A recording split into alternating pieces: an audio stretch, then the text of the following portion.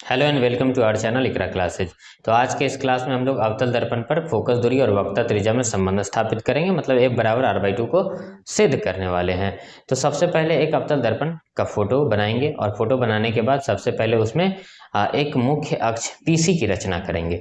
जब PC खिंच जाएगा तो उसके बाद PC के समांतर मतलब मुख्य अक्ष के समांतर एक किरण को गुजारेंगे, AB किरण को गुजारेंगे, और AB जब किरण गुजरेगा तो गुजरने के बाद दर्पण से टकराएगा और टकरा करके मुख्य अक्ष के फोकस से होकर के निकलेगा बाहर।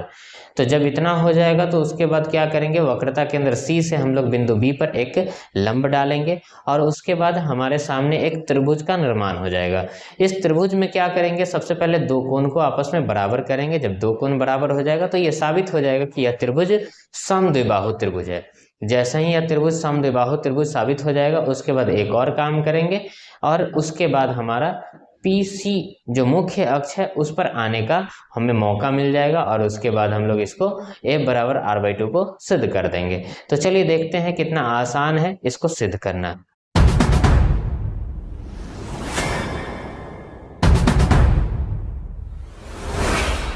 आइए सिद्ध करते हैं। सबसे पहले देखिए, मुख्य अक्ष PC है, मुख्य अक्ष के समांतर एक रेखा किरण AB गुजर रही है। तो हम लोग देखेंगे कि जब इसके ऊपर गुजर रही है मतलब कि अवतल दर्पण पे ये पड़ रही है, तो पड़ने के बाद क्या है, एक इस साइड में एंगल बनाएगी और एक इस साइड में एंगल बनाएगी। तो परावर्तन के नियम से हम लोग इसको कहेंगे आपतन कोण और इसको कहेंगे परावर्तन कोण। परावर्तन का नियम कैसे काम करता है, तो किसी भी समतल दर्पण हो या फिर कोई भी दर्पण पे जिस तरह से वो आती है उसी तरह से वापस लौट जाती है। मतलब कि जितना एंगल बना करके आती है उतना ही एंगल बना करके वो लौट जाती है। मतलब ये क्या हुआ, तो मतलब इसका ये हुआ कि परावर्तन के नियम से ये दोनों एंगल आपस में बराबर हो गए। तो देखिए दोनों एंगल को आपस में बराबर करते हैं, मतलब एंगल ABC बराबर हो गया एंगल, मतलब ये वाला एंगल ABC बराबर क्या हो जाएगा, तो एंगल CBF के बराबर हो जाएगा। एंगल CBF के बराबर हो जाएगा। तो हम लोग यहाँ कहेंगे कि क्यों बराबर हुआ, ये परावर्तन के नियम से बराबर हुआ, परावर्तन के नियम से बराबर हो गया। चलिए, तो परावर्तन के नियम से बराबर हो गया। एक कॉन्सेप्ट हम लोग यहाँ जरूर सीखना चाहेंगे कि B और इस B को बीच में हमने क्यों रखा है। तो याद रहे कि जब भी हमको किसी एंगल को दिखाना होता है तो उस सूरत हम लोग क्या करते हैं, इसको जिधर तिधर बदल सकते हैं। मतलब कि इस प्रकार से हम लोग लिख सकते हैं, B को हमेशा आपको बीच में ही रखना होगा। मतलब ये कि जिस एंगल को आपको दिखाना है, दर्शाना है, उस एंगल को आपको हमेशा कहाँ रखना होगा, बीच में ही रखना होगा। बाकी को आप बायां दायां कर सकते हैं, तो वो चेंजेबल है, उसको आप चेंज कर सकते हैं। लेकिन जो आपको एंगल लेना है वो एंगल हमेशा कहाँ रखना चाहिए, तो बीच में रखना होगा। चलिए, ये क्लास आपको बेसिक से हाई लेवल तक के क्वेश्चंस को सॉल्व करने में मदद करेगा और इसको हम लोग कोशिश करेंगे कि आसान से आसान भाषा में सीखें। जो भी बारीकियां हैं जो आपको नहीं समझ में आएगी, मैं इस वीडियो में कोशिश करूंगा कि उन सारे बारीकियों को आपको समझा दूं। चलिए देखिए, तो ये B जो है बीच में इसीलिए रखा गया है क्योंकि हम लोग उसी एंगल पे फोकस कर रहे हैं। मतलब B इस वाले का बात कर रहा है और इसमें इस वाले का बात कर रहा है। तो परावर्तन के नियम से ये दोनों एंगल आपस में बराबर हो गए। अब चलिए, अब देखते हैं हम लोग, एक थ्योरम है कि जब दो समांतर रेखाओं को एक तिरछी रेखा काटती है तो इस साइड का एंगल और इस साइड का एंगल आपस में बराबर हो जाता है। मतलब इसको हम लोग क्या कहते हैं, एकांतर कोण होने के कारण यह बराबर हो जाता है। जब दो समांतर रेखाओं को एक तिरछी रेखा काटती है तो इस साइड का कोण और इस साइड का कोण आपस में बराबर हो जाते हैं। इसे हम लोग क्या कहते हैं, तो एकांतर अंतः कोण के नाम से जानते हैं। चलिए, तो इसमें देखते हैं, इसमें कौन सा है, ये वाला लाइन आप देख रहे हैं, ये वाला लाइन देख रहे हैं, ये दोनों क्या है, आपस में समांतर है। और ये रेड लाइन जो आ रहा है BC, ये इसको तिरछी काट रही है। तो इसका मतलब हुआ कि ये वाला आपका एंगल और ये वाला एंगल क्या हो जाएगा, बराबर हो जाएगा। क्यों बराबर होगा, एकांतर अंतः कोण के कारण। तो चलिए उसको हम लोग दर्शाते हैं, क्या है, एंगल AB और C बराबर क्या हो जाएगा, एंगल BC और F। क्यों बराबर हुआ, तो एकांतर अंतः कोण के कारण, एकांतर अंतः कोण के कारण ये वाला हो गया आपस में बराबर हो गया। चलिए यहाँ भी आप लोग देख लीजिए कि बीच में हमने किसको रखा है, बीच में उसी को रखा है जिस एंगल को हम दर्शा रहे हैं। इधर इस एंगल को दर्शा रहे तो बी को बीच में रखा, इधर इस एंगल को दर्शा रहे तो सी को बीच में रखा है। चलिए अब आगे हम लोग बढ़ते हैं। इधर क्या कॉन्सेप्ट लगेगा, आप देख रहे हो कि बायां साइड दोनों बराबर है। जब बायां साइड दोनों आपस में बराबर हो गए हैं तो इसका मतलब ये है कि किसी भी दो व्यक्ति का बायां हाथ बराबर है तो इसका मतलब है कि उस व्यक्ति का दाहिना हाथ भी आपस में बराबर होगा।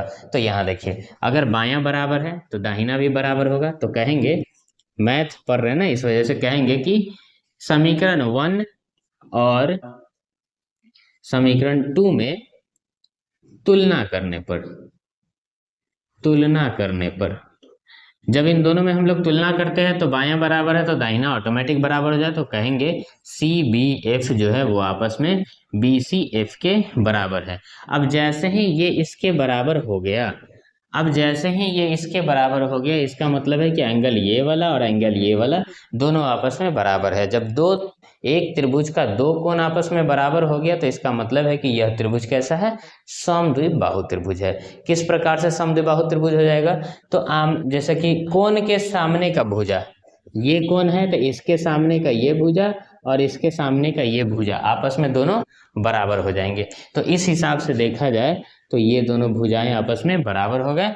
मतलब क्या है कि पहले इसको हम लोग ये बता देते हैं कि हमारा जो त्रिभुज है, त्रिभुज बी सी एफ, अतः त्रिभुज बी सी एफ एक समद्विबाहु त्रिभुज है, समद्विबाहु त्रिभुज है। अब जैसे ही अगर ये समद्विबाहु त्रिभुज हो गया तो इसका मतलब है कि दोनों भुजा बराबर होगा, मतलब एफ सी बराबर हो जाएगा आपका बी एफ के। तो ये हो गया आपका समीकरण 4। चलिए अब क्या है कि अब हम लोग एक मान्यता मानेंगे। क्या मानेंगे, जैसे देखिए ये एक अवतल दर्पण है, ये मुख्य अक्ष है, यहाँ से हम लोगों ने इसके समांतर एक रेखा खींचा था जो कि आया था कहाँ से, ये फोकस से होकर गुजरा था। जरूरी है कि मुख्य अक्ष के समांतर जो रेखा जाएगी वो इतना दूर ही से गुजरेगा, क्या वो यहाँ से नहीं गुजर सकता है, यहाँ से भी तो गुजर सकता है। अब जब यहाँ से गुजर सकता है तो इसका मतलब है कि यहाँ P है तो B यहाँ हो जाएगा। अब देखिए और देख के बताइए क्या लगता है, B P के बहुत ही निकट नहीं है क्या, B P के बहुत निकट नहीं है क्या। अगर B P के बहुत निकट होगा तो इसका मतलब है कि फोकस से इन दोनों की दूरी, मान लेते हैं ये फोकस है तो फोकस से इसकी दूरी और फोकस से इसकी दूरी, क्या ये दोनों आपस में बराबर नहीं हो जाएगा, क्या ये दोनों का डिस्टेंस आपस में बराबर नहीं होगा, दोनों का डिस्टेंस बराबर नहीं होगा, बिल्कुल होगा बराबर। अगर ये दोनों का डिस्टेंस बराबर होगा तो इसी के हिसाब से हम लोग कहेंगे कि जो भुजा है B से F और P से F ये दोनों आपस में क्या हो गए, बराबर हो गए। मतलब ये वाला भुजा और ये वाला भुजा आपस में बराबर हो चुके हैं। अब जब बराबर हो चुके हैं तो फिर हम लोग क्या कहते हैं, यहाँ लिखेंगे कि माना बिंदु B P के बहुत निकट है, क्या है, बहुत निकट है। अब ये दोनों जैसे ही कि निकट हो जाएंगे तो इस हिसाब से क्या हो जाएगा, PF जो होगा, PF वो बराबर होगा, किसके बराबर होगा, तो BF के बराबर होगा। समीकरण मान लो इसको 5। अब चलिए देखिए फिर से हम लोग कहते हैं कि समीकरण 4 एवं समीकरण 5 में तुलना करने पर क्या तुलना करते हैं, तो तुलना करते हैं तो देखिए दाहिना हाथ इन दोनों का आपस में बराबर है तो बायां हाथ भी आपस में बराबर ही होगा। दाहिना हाथ अगर बराबर हो गया तो बायां हाथ बराबर हो जाएगा, अतः क्या हो जाएगा हमारा PF जो है वो बराबर हो गया FC के समीकरण 6 के लिए। चलिए तो इतना हम लोग तैयार कर लिए हैं। अब इसके बाद इन सभी मानों को हम डालेंगे और F बराबर R/2 को सिद्ध कर लेंगे। तो आइए इसको पहले मिटा देते हैं ताकि हमारा जगह खाली हो जाए। चलिए अब सिद्ध करने के लिए क्या करेंगे, मुख्य अक्ष को ही लेंगे क्योंकि सारा का सारा मान मुख्य अक्ष पे ही आता है। तो मुख्य अक्ष पूरा लेंथ कितना है इसका, तो P से C है, P से C मतलब सबसे बड़ा लाइन P से C हो गया और ये आधा आधा मतलब P से F आधा और एफ से सी आधा, इन दोनों को जोड़ देंगे तो पीसी मिल जाएगा। अगर मान लेते हैं कि पी से सी तक 8 किलोमीटर हमको जाना है, तो पी से एफ 4 किलोमीटर है और एफ से सी 4 किलोमीटर है। अब 4 को जोड़ेंगे तो टोटल 8 मिल जाएगा। बस वैसा ही मैंने यहाँ किया कि पूरा पीसी को लिख दिया बराबर, इन दोनों के जोड़ के बराबर हो जाएगा। अब चलिए इसको उतारते हैं। पीसी का वैल्यू है हमारे पास, जैसे का तैसे उतारते हैं।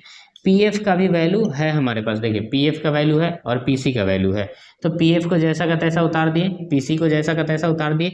लेकिन हमारे पास एफ सी का वैल्यू नहीं है, इसका वैल्यू नहीं है हमारे पास। तो जब एफ सी का वैल्यू है ही नहीं, इसको उतार भी दे तो कोई फायदा नहीं होगा। इस वजह से अब हम यहाँ देखते हैं, हमने मान ला रखा है कि एफ सी जो है वो किसके बराबर है, एफ सी पी एफ के बराबर है। जब F C already P F के बराबर है तो हम एफ सी की जगह पे क्या लिख देंगे, पी एफ लिखेंगे। कहाँ से लिखा हमने, तो समीकरण 6 से लिया है। समीकरण कहाँ से लिया है, 6 से लिया है, समीकरण 6 से लिया है। देखिए एफ सी बराबर पी एफ है। अब चलिए उसको सॉल्व करते हैं। क्या हो जाएगा, पी सी जैसा का तैसा है, एक पी एफ, टोटल कितना पी एफ, तो 2 पी एफ। ये हो गया आपका 2 पी एफ। टोटल कितना पी एफ हुआ, 2 पी एफ हो गया। चलिए अब 2 पी एफ हो गया तो पीसी का मान क्या दिया हुआ है, पीसी का मान आर दिया हुआ है, और पीएफ का मान क्या दिया हुआ है, तो पीएफ का मान एफ दिया हुआ है। अब यहाँ पर देखिए आपका एक फॉर्मूला आ गया है, R equals to 2f, R equals to 2f हो गया है। अब इसी को थोड़ा सा मॉडिफाई करेंगे, जैसे कि 2 को इसके साइड भेज देंगे तो हो जाएगा f इक्वल्स टू आर बटे का 2। अब ये फाइनल फॉर्मूला हमारा आ गया है, f बराबर r/2। चलिए तो ये क्लास आपको क्लियर समझ में आ चुका है। एक बार और मैं आपको रिवाइज करा दे रहा हूँ। सबसे पहले हम लोग क्या करेंगे, तो सबसे पहले हम लोग अवतल दर्पण का फोटो बनाएंगे, मुख्य अक्ष को लेंगे और मुख्य अक्ष के समांतर एक किरण को खींचेंगे। जब मुख्य अक्ष के एक समांतर किरण खींचा जाएगा तो किरण दर्पण से टकरा करके वापस लौटेगी। जैसे ही वो वापस लौटेगी तो मुख्य अक्ष के एक बिंदु फोकस से होकर के वो जाएगी, जो कि आप देख रहे हैं यहाँ से वो जा रही है। अब उसके बाद क्या होगा कि C से हम B तक एक डॉट लाइन परपेंडिकुलर को खींच देंगे। जैसे ही डॉट लाइन को खींचेंगे वैसे ही B, C और F एक त्रिभुज का निर्माण हो जाएगा। अब हमारा काम क्या होगा इसमें, तो इस त्रिभुज को हमको किसी भी तरह से समद्विबाहु साबित करना है। तो सबसे पहले क्या साबित करेंगे, तो परावर्तन के नियम से इन दोनों कोण को आपस में बराबर कर देंगे, ऑलरेडी बराबर हो चुका है। उसके बाद क्या करेंगे, एकांतर अंतः कोण से ये दोनों कोण आपस में बराबर हो जाएगा, जो कि हो चुका है बराबर। अब देखिए दोनों में तुलना करेंगे, क्या तुलना करके पाया हमने कि ये दोनों आपस में बराबर है, तो ये भी आपस में बराबर हो जाएगा। इतना क्लियर है। उसके बाद देखिए जब ये दोनों आपस में बराबर हो गए, मतलब ये वाला एंगल आर आई के बराबर हो चुका है। जब आई आर के बराबर हो चुका है, मतलब एक त्रिभुज के भीतर में दो कोण आपस में बराबर हो गए हैं। इसका मतलब है कि वो एक कोण में, मतलब एक त्रिभुज में दो कोण बराबर हुआ और हर कोण के सामने का भुजा आपस में बराबर होंगे। इस वजह से कहा जाएगा कि ये किस तरह का त्रिभुज हो गया, तो ये हो गया समद्विबाहु त्रिभुज। अब चलिए समद्विबाहु त्रिभुज अगर हमने इसको सिद्ध कर दिया है तो इसका मतलब है इन दोनों भुजाओं को भी बराबर करेंगे। समीकरण हमने ले लिया और फिर मान लिए थे कि ये जो B है इतना ऊपर से नहीं बल्कि बहुत ही करीब से जा रहा होगा। तो जब B P के बहुत करीब से गया है तो इसका मतलब है कि F B की दूरी और F से P की दूरी ये दोनों आपस में क्या हो जाएंगे, बराबर हो जाएंगे। अब फिर से हमने तुलना किया कि दाहिना हाथ बराबर है तो बायां हाथ आपस में बराबर होगा, समीकरण 6 ले लिए। और इसके बाद हम लोग क्या किए कि जो मुख्य अक्ष पर जो भी वैल्यू है उन सारे वैल्यूओं को हमने उठाया, PC बराबर PF प्लस का FC किया। PC को जैसा का तैसा, इसको भी जैसा का तैसा उतारे और FC पे यहाँ पर ध्यान दिए तो हमको FC में कोई भी वैल्यू नहीं मिला। तो जब वैल्यू नहीं मिला तो हम यहाँ पे पहले से ही ला रखे हैं कि FC का वैल्यू PF आ चुका है। इस वजह से FC के जगह पे क्या उतार दिए, PF को उतार दिए। अब PC का PC उतर गया, एक PF मिल करके 2 PF हो गया। PC का वैल्यू R है, PC की जगह पे R लिखे, 2 उतर गया, PF के जगह पे F है उसके जगह पे F लिखा और पक्षांतर किया तो हम लोग पा चुके हैं कि F बराबर R/2 होता है। मतलब कि अवतल दर्पण में मुख्य अक्ष के समांतर किरण खींचने पे अगर इस तरह से डायग्राम बना करके कुछ मैथ सॉल्व करने से हमारा a बराबर r/2 आसानी से सिद्ध हो जाता है। फोकस दूरी और वक्रता त्रिज्या में हम लोगों ने संबंध स्थापित कर दिया है कि फोकस दूरी वक्रता त्रिज्या की आधी होती है और वक्रता त्रिज्या फोकस दूरी की 2 गुनी होती है। चलिए, अगर आप लोगों ने क्लास देखा, क्लास अच्छा लगा तो लाइक कीजिए और सब्सक्राइब कीजिए। ज़्यादा से ज़्यादा क्लास को आप शेयर कीजिएगा और एक प्यारा सा कमेंट भी कर दीजिएगा। धन्यवाद।